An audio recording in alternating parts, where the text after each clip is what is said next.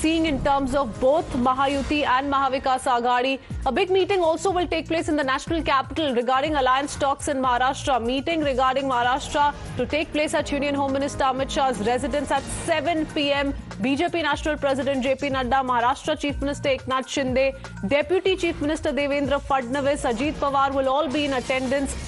And Amit is joining us with this latest inside scoop on what's going to unfold in the national capital. जो पटाखे अब दिल्ली में चलेंगे अमित, क्योंकि महाराष्ट्र में अलग राजनीति देख रहे हैं, दिल्ली में अलग मीटिंग्स चल रही है. क्या होगा इन मीटिंग्स का फाइनल कंक्लूजन? सबकी नजरें सिर्फ उसी पे बनी हुई है अभी. जी देखिए, अब जो जानकारी मिल रही है कि आज शाम को 7 बजे अमित शाह के साथ बैठक होने वाली है, जिसमें तमाम वहां पर एकनाथ शिंदे, अजित पवार सब लोग होंगे, देवेंद्र फडणवीस होंगे. लेकिन सबसे बड़ी बात कि इससे पहले वहां पर महाराष्ट्र के भीतर ये एक बार बैठक हो चुकी है और लगभग सहमति बन गई. हालांकि शिवसेना की तरफ से बार बार इस बात का दबाव बनाया जा रहा था कि पिछली बार यानी कि 2019 में शिवसेना जो है वो 22 सीटों पर चुनाव लड़ी थी और असली शिवसेना जो है अब एकनाथ शिंदे के अंडर में है. तो ऐसे में उनका दावा है कि 22 सीट मिले.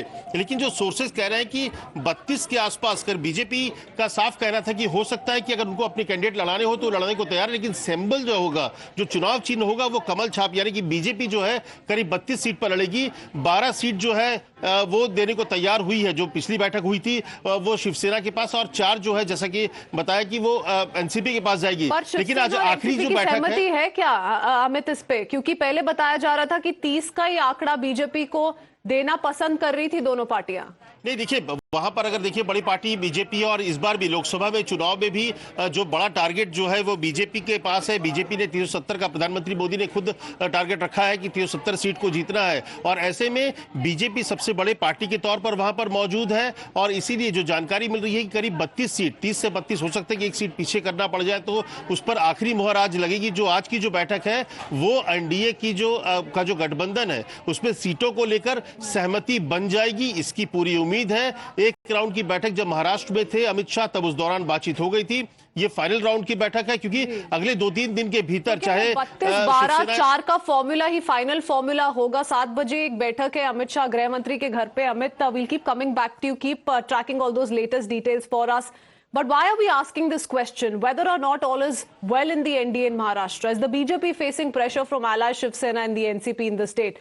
Because a senior leader of Shiv Sena has also warned the BJP against betraying his party. And not just Shiv Sena, NCP also seems to be mounting pressure on the BJP over seat sharing talks. Listen in for yourself.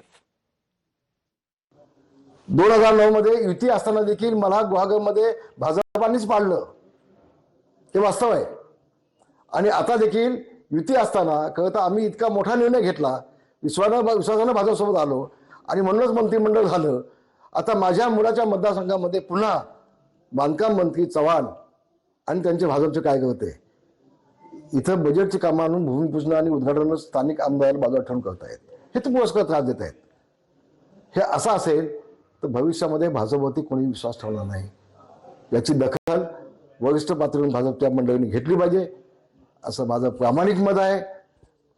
आम्ही मोदींकडे बघून आलोय, आम्ही शहाजीकडे बघून आलोय. मागच्या निवडणुकीमध्ये काय झालं मला माहित नाही, पण पुन्हा जर आमचा विश्वासघात झाला तर माझंही नाव रामदास कदम आहे, मी आज सांगतोय. आमचे आणि आमचे सारखेच आमदार आहेत.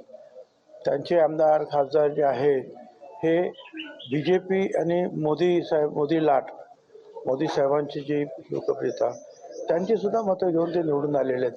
आमचे लोक जे आलेले आहेत ते त्या प्रवाहाच्या विरुद्ध जाऊन निवडून आलेले लोक आहे. हा एक फॅक्टर जो आहे हा लक्षात घ्यायला पाहिजे. All right. So on one hand, you heard Ramdas Kadam and Chhagan Bhujbal. On the other hand, both from Shiv Sena and the NCP, respective leaders who've come out to, in a sense, send out a warning to the BJP that there should not be any compromise on their sitting MPs, that they must be accommodated. The key leaders that these two parties want to field in the upcoming elections must be given their due. And that's an appeal, a warning, many say, coming in from both these parties. But the BJP, of course, seems to at this point in time look at the bigger picture of the 2024 battle? Anywhere between 30 to 32 is what we're saying the BJP is likely to settle for, and that meeting in the national capital is scheduled for 7 p.m. in the evening. Maharashtra Deputy Chief Minister Devendra Fadnavis also reacted to Sena veteran Ramdas Kadam's warning. He says BJP has always respected Shiv Sena, in fact made Eknath Shinde the Chief Minister despite having more number of seats in the assembly elections.